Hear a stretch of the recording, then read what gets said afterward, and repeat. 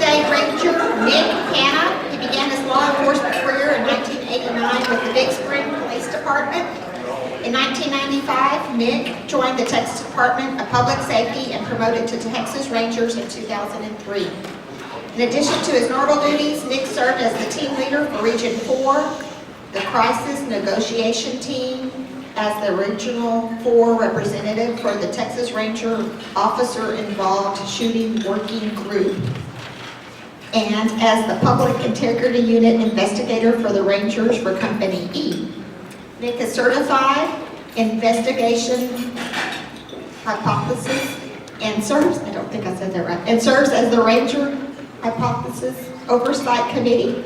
Nick has worked with many high-profile investigations, most notably as the Ranger case agent for the FDLS investigation, resulting in 13 convictions, including FDLS Prophet Warren Jeffs investigations, considered to be the largest child abuse investigation in the U.S. history. Nick is married to Kelly, and together they have a beautiful daughter, Haley. We're glad he could come today and join us and tell us a little bit about Texas Rangers.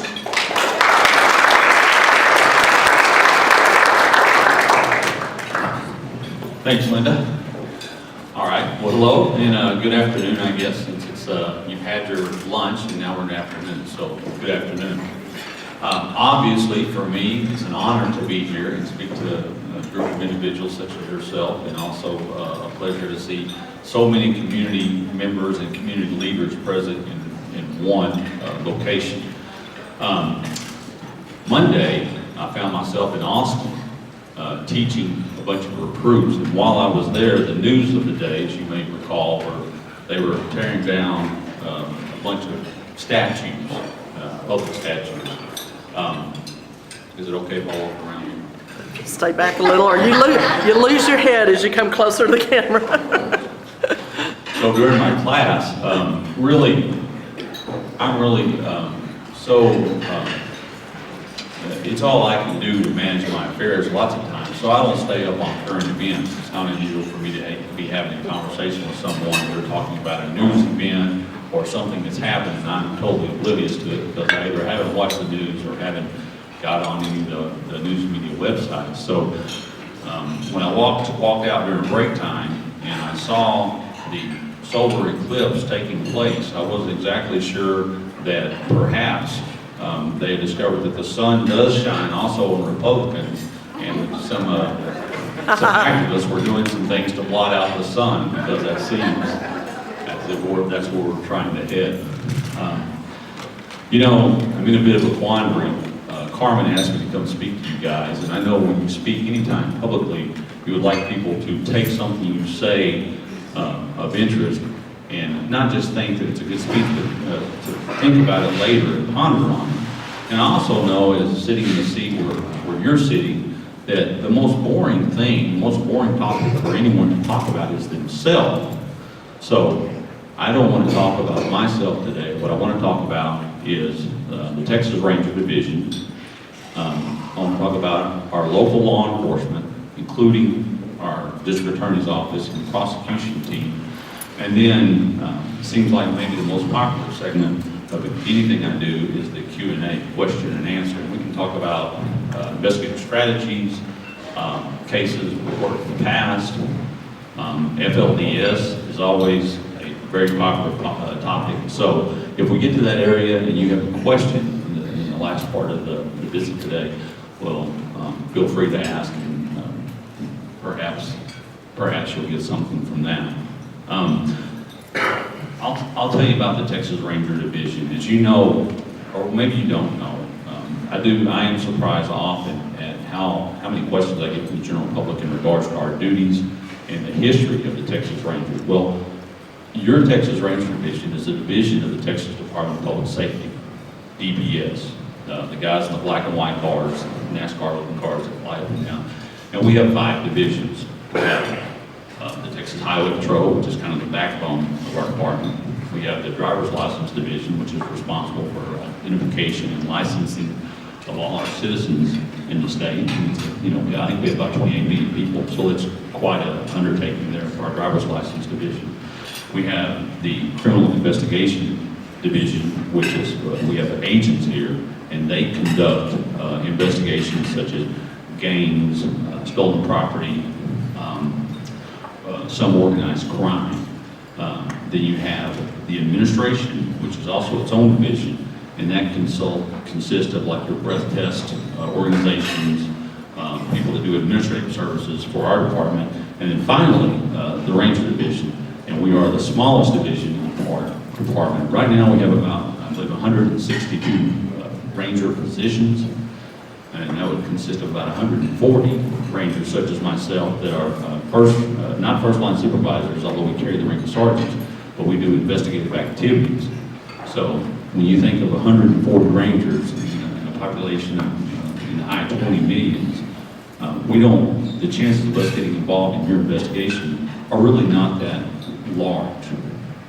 What investigations we do get involved in are more of the major felony type investigations associated with the sheriff's office, sometimes the police department. We bring specialized skills such as, you may recall and may not know, if you recall when the Dallas officers were shot, I think 5, maybe 13 of them total, and there were 5 deaths last year. Well, Ranger Kim, Ranger Station here, he was one of the Rangers called to that scene. We actually mapped the scene of that crime scene, and that's a good snapshot of the type of activities we do in Rangers. We do travel to different areas. We also had, you heard I was involved in the officer-involved shooting working group, and that is a working group of about 8 Rangers, and we meet about every other month, and we review a lot of the officer-involved shooting cases, which is such a hot topic in today's society. We review those cases at the request of district attorneys to make sure that no investigative leads have been left undone, or if we see problems involved in police shootings, we can identify those certain problems and either direct the investigator to go back and look again at the shooting, or perhaps we can come and present testimony at the grand jury. The most recent one we worked on, it was really a challenge, was the, you may recall, the biker shooting in Waco at the Twin Peaks. There was several individuals involved in that shooting, several bikers from the Cossacks motorcycle gang and the Bandidos motorcycle gang, and it's quite a story. But what had happened is these two individual groups, they got crossways, and a shooting occurs. I'm sure you're familiar with the news. And Waco Police Department had a presence there, and so their officers also engaged in the gunfire and took several lives. And so it was important for us to go in and triage the particular shootings that the officers were involved in, and make sure that each one of those shootings was justified. There was a lot of video. I kind of equate it to going up to a fire ant mound and kicking your mound, and when you look down, all the ants scurrying back and forth. That's what reminded me of that particular shooting scene. We were able to go back through a series of meetings and identify each round from each officer and which individual it struck, in order to identify if deadly force was justified for that officer at that moment in time.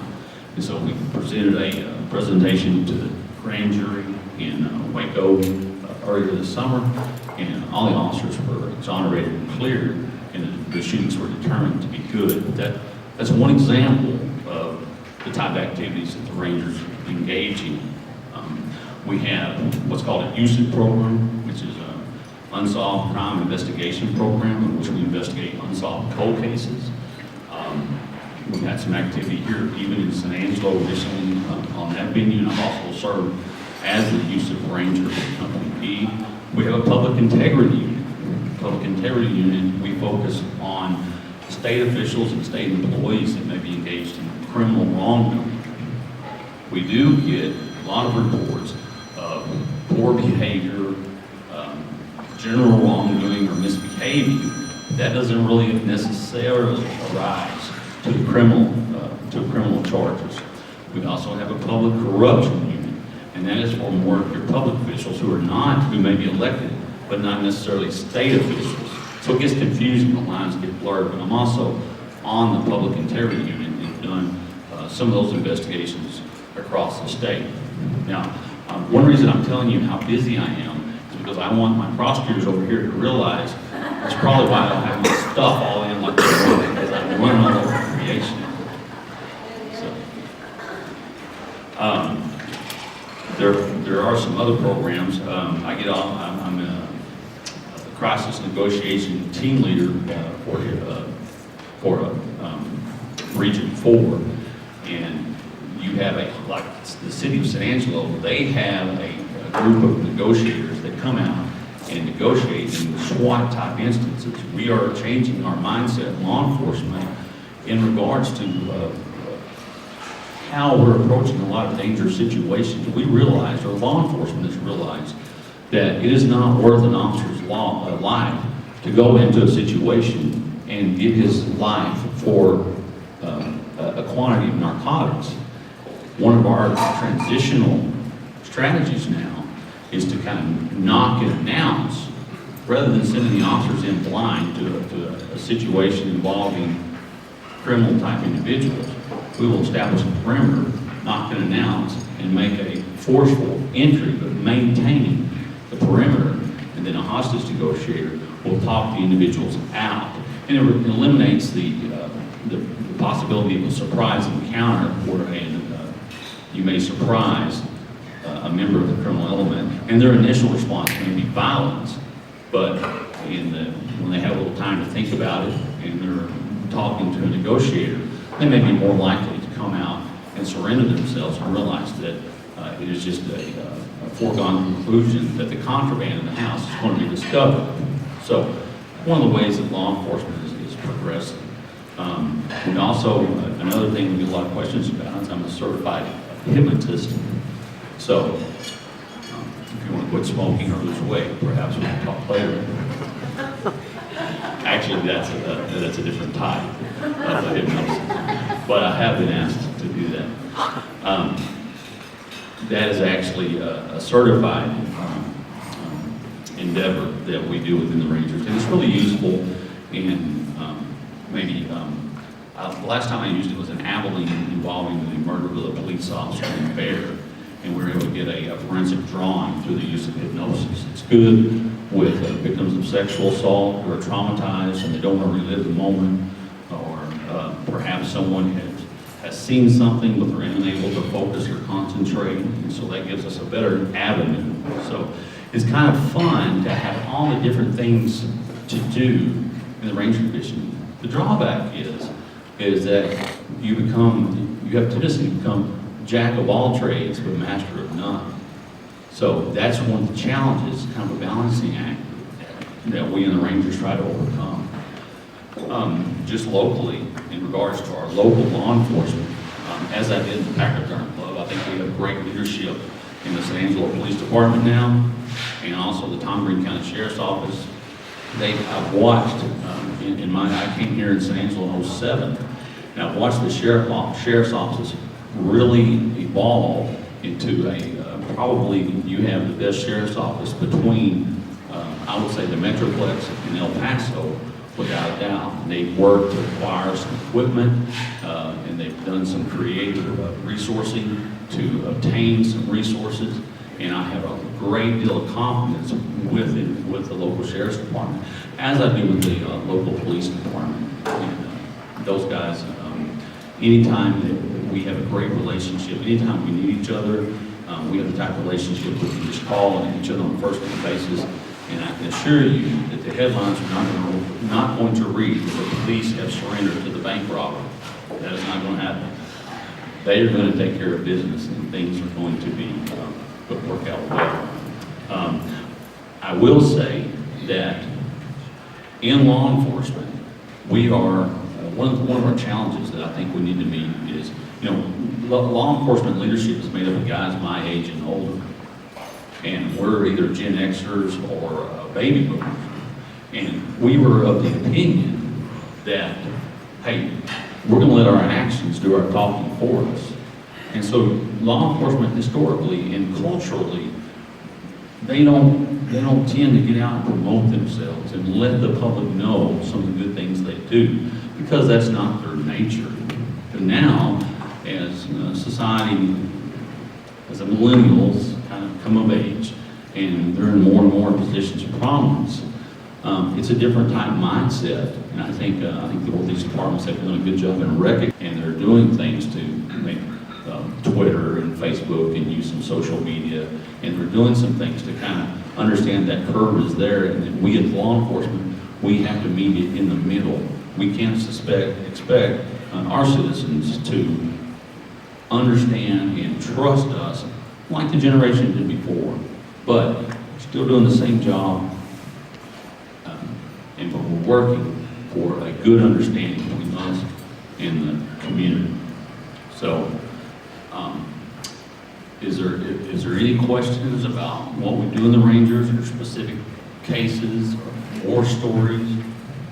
Unfortunately, I have some witnesses here, so I can't really lie that much. Yes, ma'am. Now, would you tell, when do you get called in? I mean, can any law enforcement level call you in? Yes, that's a good question, and I probably should have touched on that earlier.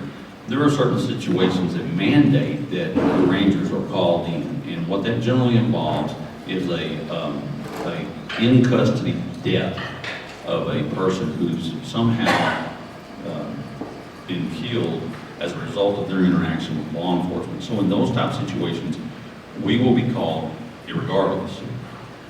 Fortunately, that's not just a real common occurrence.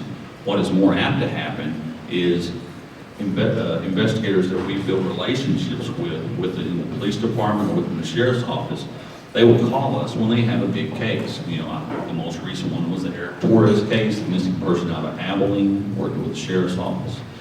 And so they will call us, and we'll come in and we'll work hand in hand. And you know, I really believe the old adage that not one of us is as smart as all of us. And so we sit around in a room every morning in what we call the war room, and we map out the needs of the case and the goals we want to achieve that day. And we set about doing those things, and we round table about how those things happen. So generally they call us on the bigger cases, homicides, kidnappings, some robberies. There are some by the nature that involves a public official. We also get those calls, and I mentioned that earlier with the public integrity unit and the public corruption unit. So I do get some calls from citizens and wanting me to look into their investigations, and I will do that as time allows.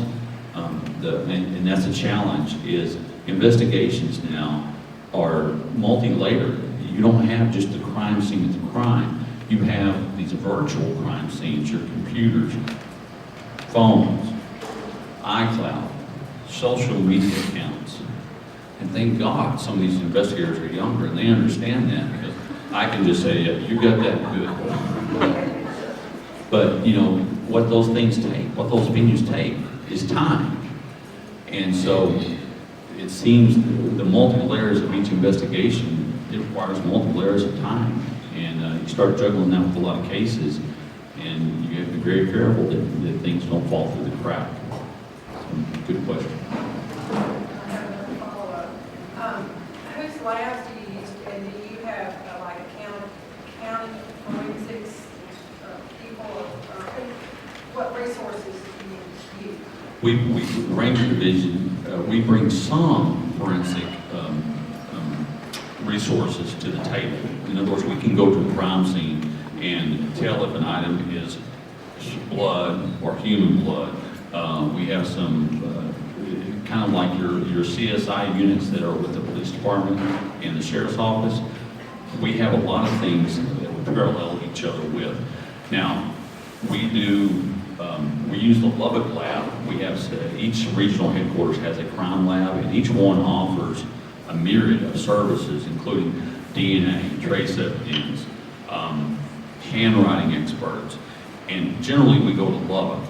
Now, there are a few skills that are in such, not low demand, but they're not used as frequently. And so those things, you may just have one or two examiners in Austin. In those cases, you identify what you're looking for and you send it to Austin, or you watch the ID channel and look for ideals from that. That was kind of a joke.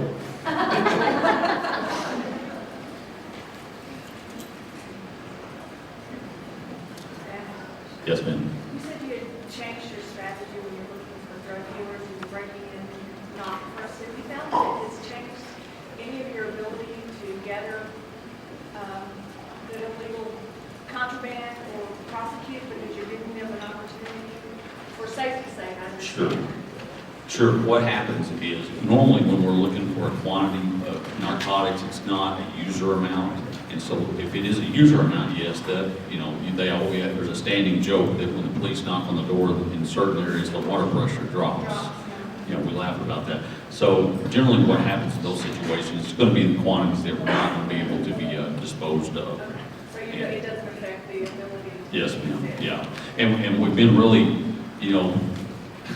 police as a tendency we have a linebacker's mentality. We want to blitz, bust the quarterback in the mouth and land on him and then get up and do one of those dances.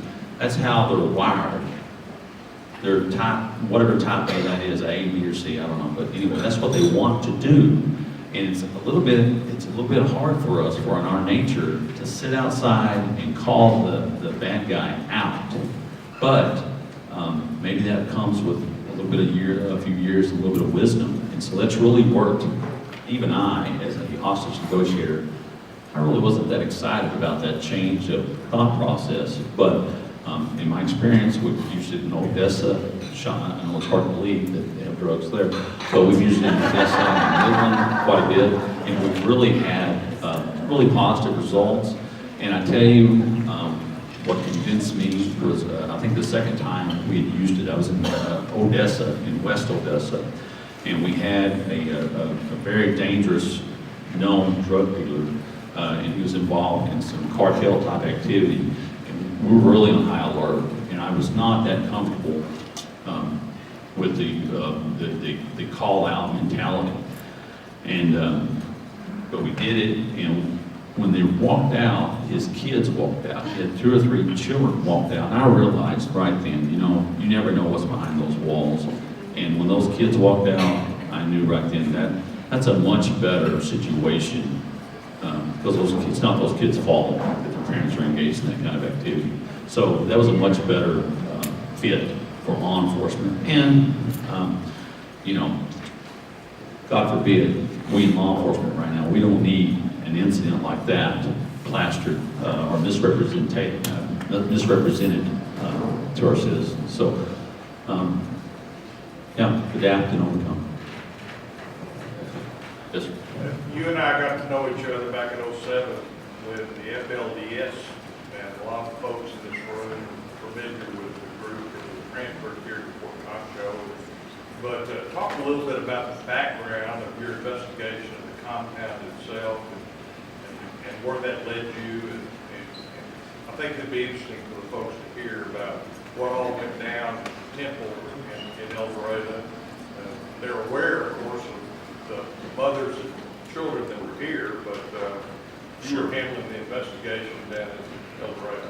Sure. Well, that was an experience that I really never foresaw in my anticipation of what type of things that could happen. But in March of that year, I'll never forget, Captain Caber, he called me, and he said, "Hey, I want you to go down to the New Bridge Families Shelter, and I want you to talk to these 2 call takers. And I want you to express upon them the importance of maintaining confidentiality that they had received this call." Well, what call are you talking about, Captain? So he told me about the situation down in El Dorado. And, okay, so I went and talked to him. And we had a briefing and explained to them. And obviously we were concerned, because we were concerned about the Ruby Ridge and the Waco and the Republic of Texas thing was fairly recent. And it seemed like there was some other event that happened involving law enforcement. And so we really did not anticipate, know what to anticipate when we went to the ranch in El Dorado. And I'll never forget being parked in a line of cars. I was third in the line of cars. I'll never forget being parked out there for several hours waiting to gain entry. And you could see some of the men had ascended on a grain elevator, and they had the high ground, if you will. And so our stress level was pretty high, no pun intended, in regards to that. But we negotiated our way in. Really credit to the sheriff in El Dorado and the ranger leadership. We don't normally want to negotiate. Here we go, we'll be the linebackers, right? So we negotiated our way in and established a little bit of goodwill. And from that goodwill, It was just one step after another. It began with doing interviews, CPS interviews that night with some of the young girls. And we immediately recognized that some of these girls had babies and had no business having a baby. And so we issued the first search warrant was for a sexual assault victim and her perpetrator. And so it wasn't until, a lot of people don't know that, but that's what we went in for on Thursday. It was for one girl, Sarah Barlow. That Saturday, we issued another search warrant for evidence regarding sexual assault. And the FBI came in on Sunday, did another search warrant. But the goings-on within the ranch compound were really overwhelming in regards to the thousands of pieces of evidence that were going to be maintained throughout the investigation. And on Saturday, my captain came to me and said, hey, I want you to be the evidence custodian. And I was absolutely the worst choice for that, but I can't give up my keys. So that's of evidence. But with a lot of help, that did work out, and it continues. I was in Cranbrook, Canada in March on a polygamy trial, which is their first polygamy trial in the nation of Canada since 1896. So it's historical in the fact that it's not only was it historical here, but it's making history and changing laws in Canada. We did some affidavits in Canada where Canada actually changed their law regarding the transport of underage girls across international lines for the purpose of sexual assault and also polygamy. So, right place, right time, I guess, but you just never know what life's going to turn up. And it's been really a neat experience to get to go up there. And in the Supreme Court in Canada, when you're on the stand as a peace officer, you actually stand. So you're on your feet, and that was a little different. Now, when you look out and you see the Rocky Mountains in Canada, you don't see that in Texas, so that was a neat difference. But we just got convictions. The Judge Goodwin may appreciate this, but they don't render a verdict immediately. They take it under review and advisement. They take it back, and 60 or 90 days later, they render a verdict. So the trial was in, I think, April, I believe, and just the other day, they came back with guilty verdicts on two of the leaders in the FLDS enclave in Bountiful, Canada. So it is interesting that thing lives on. So. Well, I think you've shared with me in the past, when you first went out there with one girl, Yes. and then when you got out there, they started, on the second warrant, you started pulling them out of one building. And I was receiving reports from back at the church that there's going to be 50, and then there's going to be 200, prepare for 200, and then prepare for 400, and it turned out to be 500. I mean, you had no idea, nobody had any magnitude of the number of children that were involved at that camp compound. They just kept pulling them out of buildings. No, that is correct. And we thought, we had information about a number, and maybe it was 100, 150. And so when the order was issued to remove the children, these children had grown up in a sheltered environment. They're not privy to internet or TV or radio. And they'd been told that we were the bad guys. And I talked earlier about our nature as a linebacker. That's your nature as a policeman. You're a protector, and you love children. So they had been told that we would come, and they had never seen a man in a SWAT uniform with an assault rifle slung over their shoulder. And those children were absolutely, they were very scared. And that was, without a doubt, my hardest day as a policeman, knowing that, hey, I'm here for the right reason, but these children, they don't understand that. We're taking them from their home environment, and whoever made the decision, I don't know who it was, but whoever made the decision to allow the mothers to come along, I was so grateful for that, because that kind of bridged the gap between, terrorizing those children. And it needed to be done, I'm not questioning the decision, but it was such a traumatic event. That was a tough situation for a lot of guys, and I'm glad I don't have to repeat that day, but glad it worked out in the end. And we still have one more trial to go in Canada. So the book is still not closed up there as far as I know. And then the FBI has some stuff going in Utah that we're maybe involved in. We'll see. But quite a deal for San Angelo. I think that's good. All right, thank you.